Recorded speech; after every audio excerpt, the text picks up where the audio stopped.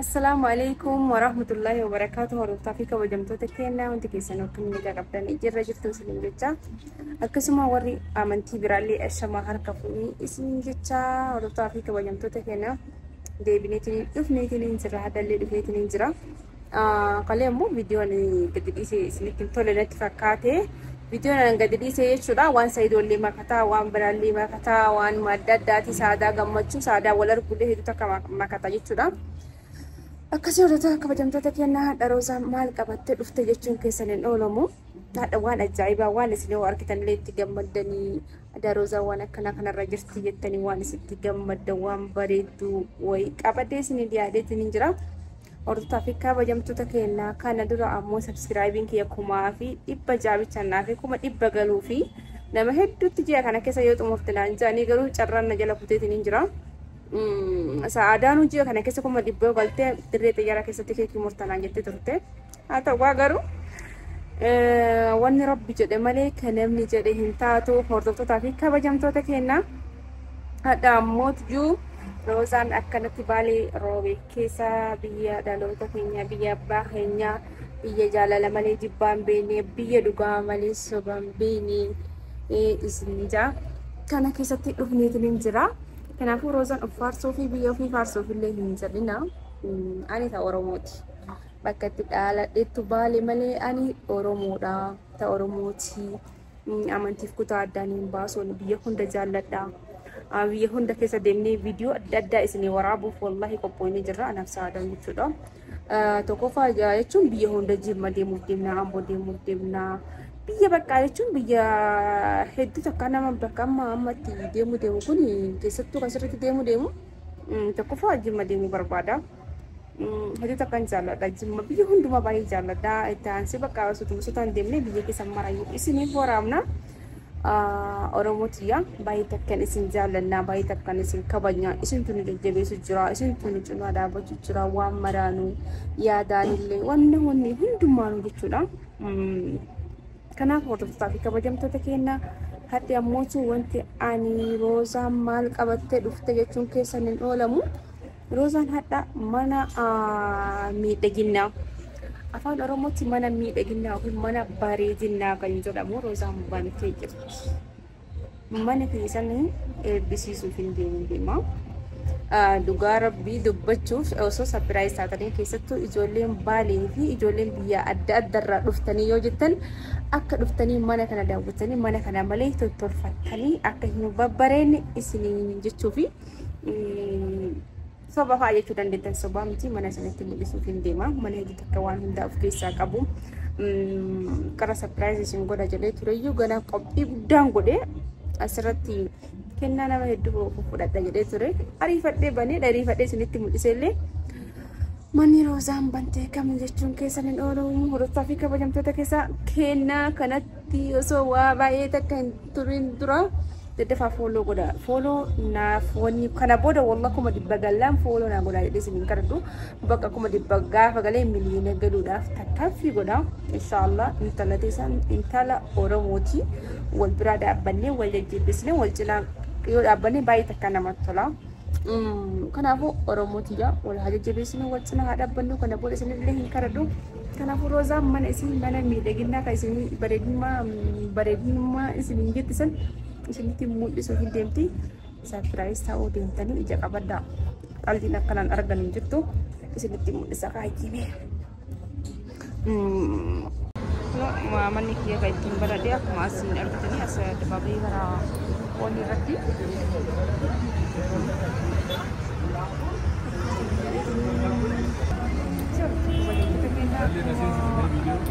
rakkoon hin jiru seentaa akkuma baruun isaa kana fakkaata wanta hundaanii akka ittiin jireenya gaafa ta'uu eeggatu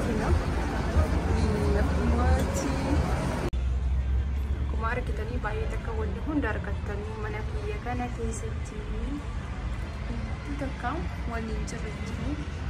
Mabruk Roozii naan jaa mabruk Alish naan jaa akkuma argitan wanni hundi jira kunoo. Kun keessoo harka keessan tolfachuu waan hunda godhachuu waan addaa kana jira jechuudha. Isin jedha mabruk Roozii naan jaa mabruk Alish kana kennaa namni naa fide. jaarsa kiyyattuu naa bitee dhufee ililli. Akkuma argitanii hordoftaa fi kabajamtoota kiyyaa akkuma argitanii naqshaa waan narraa hin badinii harki kiyyaa akkana jira. Naqshaa gaafa godhatanii namarra bada.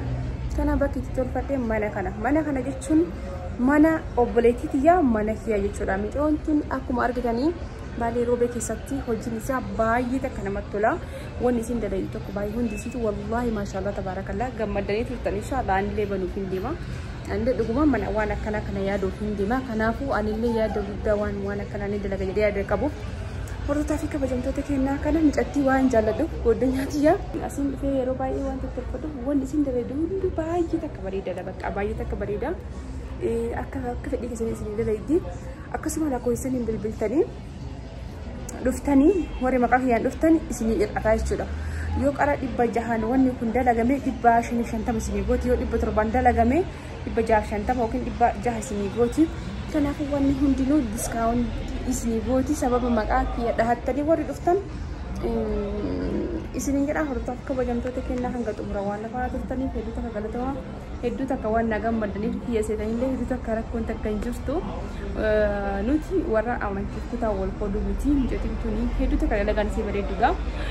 Kanaaf isin amma gabbaatee mana kana asiin jirtu wayitii isin dhufteetiin hin jirtu wal isin barsiisuu danda'a yookaan silkii kana bira bilbiltanii adda baabayii biratti karaa kun adda baabayii irraanii akkuma isin waraabesan irratti lakkoofsa kanaan bilbiluu dandeettanii adda baabayii bira gennanii akkasii baay'ee takkan isin jaalladha baay'ee takkan isin kabaja. Amma asumarraan ammoo gara magaalaa Dambal deemuuf hin deemna. Kanaaf kaga xumuraatti dhufaan turaa isin jaa Dambaliin deemuu deemna. Dambal biyya jaalalaa fi biyya namatti toltu.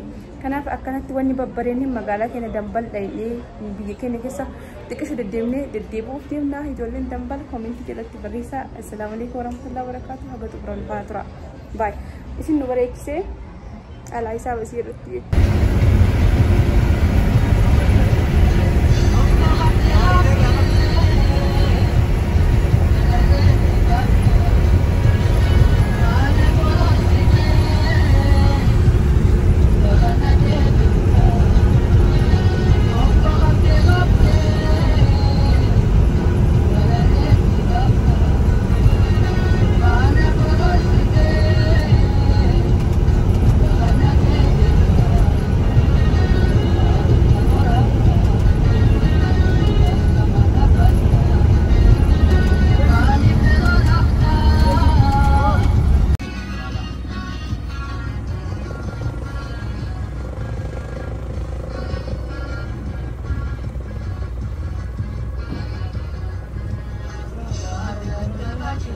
Kasarutta kabajamtoota keenya kun akkuma argitan naaf saadaan dhumee jira dadhabni awwaarri tabiraati. Sedaati video waraabaa jirta? Video waraabaa jira. Salaaman gaafa deemee anan si dura waraabee wala.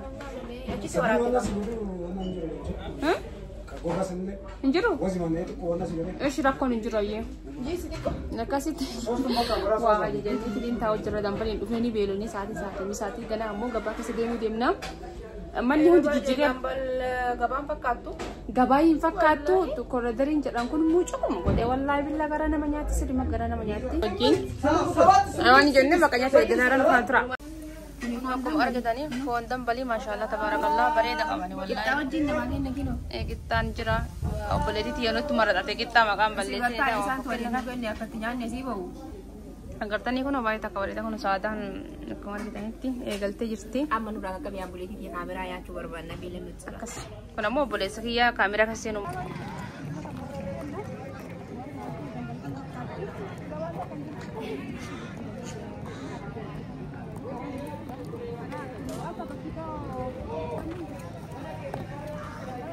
Waliin ollee galuu jirra kan dhufne awwaara lafa jiru kan dubbattu saada.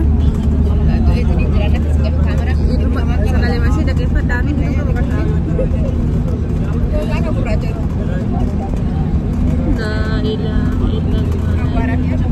wallahi billah alhamdulillah jechuudha maas keessa ol bahe sirraa dhaqan jechaa himani sila bara shoo midhaan kana keessa deemne waan biraatti garuu midhaan kun asiin gadi mul'ata midhaan sirriitti bareeda midhaan hedduu takka namatti tola baay'ee maashaallah baay'ee takka bareedduudha garuu wanni fireederiin diddiidee waan jiruuf saniif malee waan biraa miti gara sirraa ofiin deemti inshallah rabbi nu waan sirreessu jennee ani du'aa itti goona biyya keenya baay'ee jaalannaa baay'ee kabajanaa bakkatti dhalanii bakkatti guddannee bakki irra jiru kun biyya agartanii akkasuma bakka waliin kan nama hin akkas jirra waan waan tuftanii beekatu. Assalamualaikum warahmatullahi wabarakatuh.